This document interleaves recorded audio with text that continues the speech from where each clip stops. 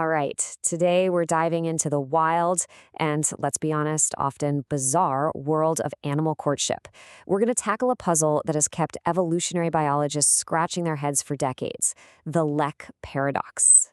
I mean, just think about it. You've got the shimmering, almost ridiculous tail of a peacock, or the wild thumping dances of grouse on their display grounds, which are called leks. The animal kingdom is just packed with males going to absolutely incredible, sometimes comical lengths just to win a mate. And there's a really powerful evolutionary reason for all this showing off. It's summed up perfectly by what we call Bateman's gradient. Just look at this graph. For males, that line is steep. More mates pretty much always means more offspring. Simple as that. But for females, the curve is way flatter. Once they've mated, having more partners doesn't really boost their reproductive numbers.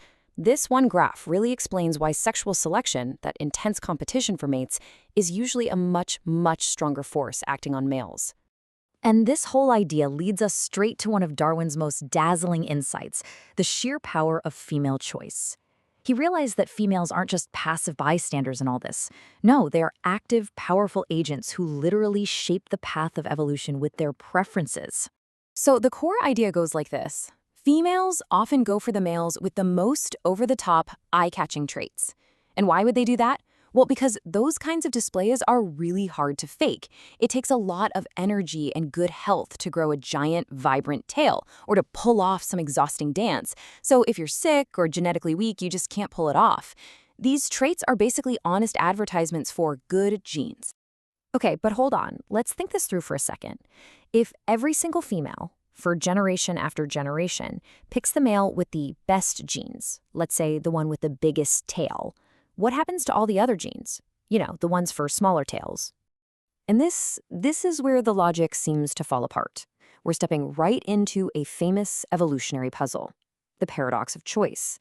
It's a situation where the very act of winning seems to erase the game itself.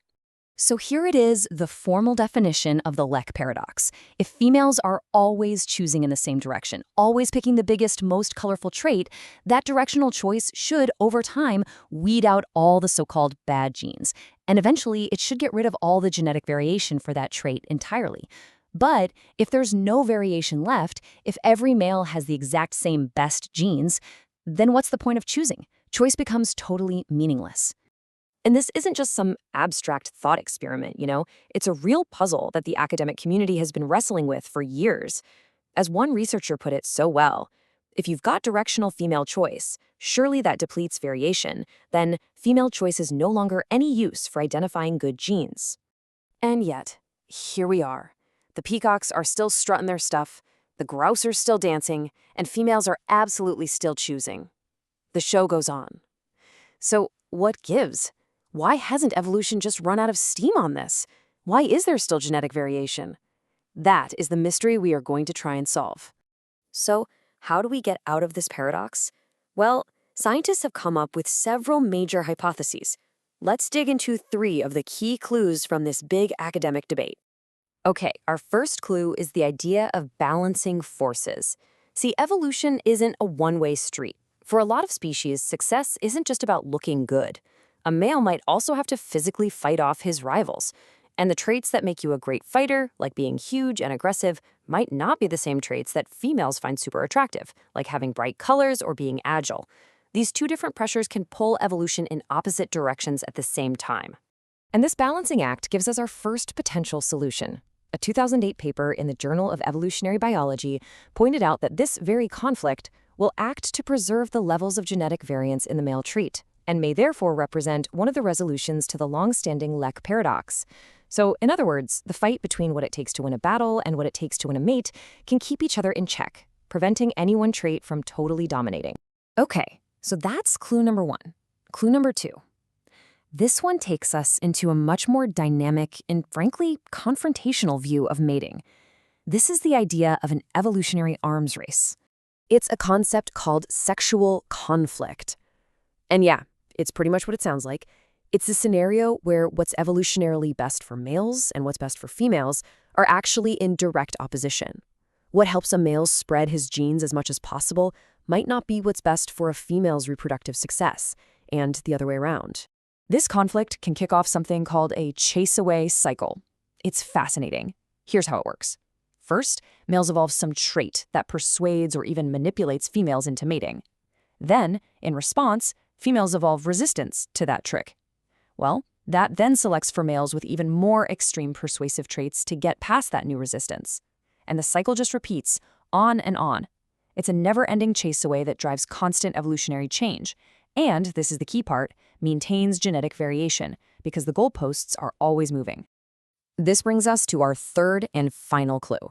So far, we've looked at forces within a species, males versus males, males versus females, but what if the biggest challenge isn't other animals at all, but the ever-changing world itself? Back in 1973, the evolutionary biologist Lee Van Vollen used a famous line from Lewis Carroll's Through the Looking Glass to capture a huge new idea. The Red Queen says, "Now here, you see, it takes all the running you can do to keep in the same place." And that is the Red Queen hypothesis. The idea is that the environment is never static. Parasites evolve, new diseases pop up, predators get smarter.